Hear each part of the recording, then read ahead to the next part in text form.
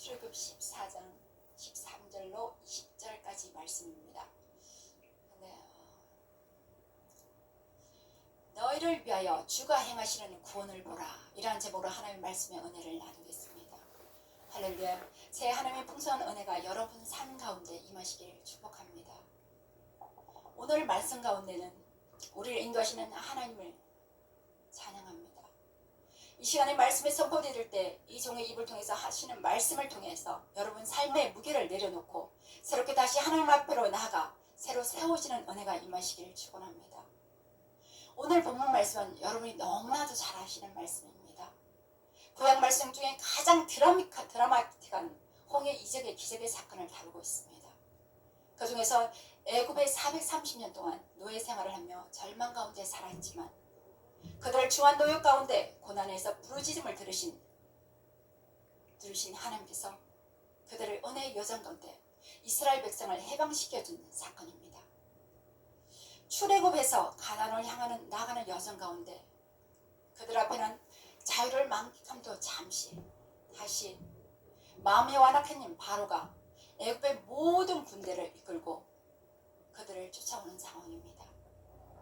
그들 앞에는 홍해 바다가 가로막혀 있고 그리고 앞으로 나가지도 못합니다.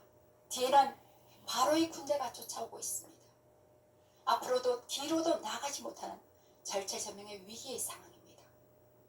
이스라엘 백성은 심히 두려워하여 여호와께 부르짖고 또 모세를 원망했습니다. 그때 모세가 백성에게 선포한 말씀입니다. 오늘 이 말씀이 오늘 중요한 핵심 구절입니다. 출애굽 14장 13절에서 14절의 말씀입니다. 모세가 백성에게 이르되 너희는 두려워하지 말고 가만히 서서 여호와께서 너희를 위하여 행하시는 구원을 보라. 너희가 오늘 본 애굽 사람을 영원히 다시 보지 아니하리라. 할렐루야. 이어서 또 하신 말씀이 무엇입니까? 여호와께서 너희를 위하여 싸우시리니 너희는 가만히 있을지니라. 아멘. 할렐루야. 하나님께서 우리의 모든 상황을 다 알고 계십니다. 여러분 지금 고난 중이십니까? 내가 생각지도 못한 고난이 내 앞을 딱 가로막고 있습니다. 그런데 오늘 이 말씀 가운데 그 고난을 넘어가는 은혜가 임하시기를 축원합니다. 하나님께서 우리의 모든 상황을 다 알고 계십니다. 우리의 부르짖음도, 우리의 고통도, 우리의 피로도, 우리의 육신의 연약함도 다 알고 계신 참 좋으신 하나님이십니다. 그 하나님이 오늘 저와 여러분과 함께 하십니다. 그 하나님께서 여러분을 인정하십니다. 그 하나님이 인간의 형상을 입고 동정녀 마리아의 몸을 빌려 이 땅에 성육신하신 것입니다. 그 하나님이 예수 그리스도께서 우리의 모든 상을 친히 체휼하시고 십자가에서 우리의 모든 죄와 저주와 사망을 다 속량하셨다는 것입니다. 이것이 바로 여러분에게 구원입니다. 여러분에게 가장 큰 이적이며 기적이며 바로 은혜라는 것입니다. 갈라디아서 3장 13절에 말씀합니다. 그리스도께서 우리를 위하여 저주받은 바 되사 율법의 저주에서 우리를 속량하셨으니 기록된 바 나무에 달린 자마다 저주 아래 있는 자라 하였습니다. 아멘. 그리스도께서 우리를 위하여 저주받은 바 되셨다는 것입니다. 우리를 위해서는 그 저주를 대신 짊어지셨다는 것입니다. 그리고 우리를 속량하셨다는 것입니다. 무엇으로? 예수님의 피값으로 속량을 하셨습니다. 우리는 죄와 가난과 저주를 모두 속량을 받았다는 것입니다. 이제 우리는 주 안에서 자유하면 되는 것입니다. 우리는 이제 주 안에서 하나님의 자녀로 자유하는 것입니다. 예수님께서 우리를 자유하게 하셨습니다. 그러나 자유하게 하는 것은 방종하라는 것이 아닙니다. 제일 중요한 것은 예수 그리스도 안에 자유인 것입니다. 할렐루야. 우리가 예수 그리스도 안에서 자유하는 것입니다. 그 주님이 이미 십자가에서 승리하셨기 때문에 우리는 이미 승리의 깃발 우리에게 지어져 있습니다. 우리는 이미 승리자인 것입니다. 저와 여러분은 승리자로 승리한 싸움인 것입니다. 그런데 구약에서 430년 동안 애굽의 종된 삶을 살아오는 그들에게 하나님이 누구신지 그 광야 가운데로 이끌어 가십니다. 오늘요 이 모세를 통해서 이끌어가는 그 광경 속에서 하나님의 놀라우신 은혜가 있습니다. 그 광야로 이끌어 가시는 분이 바로 하나님이시라는 것입니다. 여러분 놀랍지 않았습니까? 왜 광야로 이끌어 가실까요? 왜 마귀를 들어서실까요? 하나님이 허락하지 않으시면 1.1핵도 우리에게 행하지 못합니다. 하나님이 허락하셨기 때문에 그것이 임한다는 것입니다. 그런데 그 싸움은 어떤 거라고요? 결국은 승리의 싸움인 것입니다. 이미 애굽 백성들은 이미 애굽에 있던 이스라엘 백성은 이미 하나님이 누구신지 잃어버렸습니다.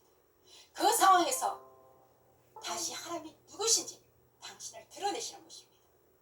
그래서 광야 가운데로 이끌어 가십니다. 이 광야는 결코 좋지만 않죠. 아픔이 뒤따릅니다.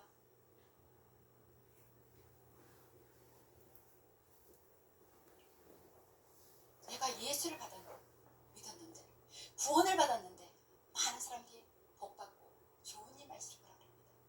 우리 집사님도 그러시거든요. 아니 예수님께 이렇게 충성하고 열심히 기도하고 열심히 예배드리고 했는데 왜 내 앞에는 이런 상황이 펼쳐지냐고, 왜 예배를 드려야 된다고 저한테 반문을 하시더라고요. 근데 오늘 출애굽 말씀을 제가 들어드렸습니다.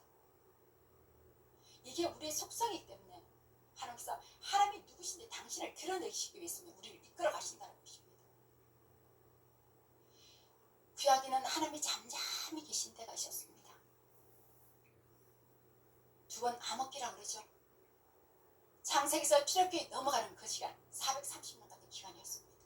또 말라기에서 신약으로 들어가는 시간. 그런데 하나님께서 가만히 계신 것이 아니었습니다. 하나님이 이 광야를 통해서 하나님의 새 역사를 써내려 가신다는 것입니다. 그 430년 역사 동안 뭐라 그랬습니까? 아브라함이 이미 말씀하셨습니다.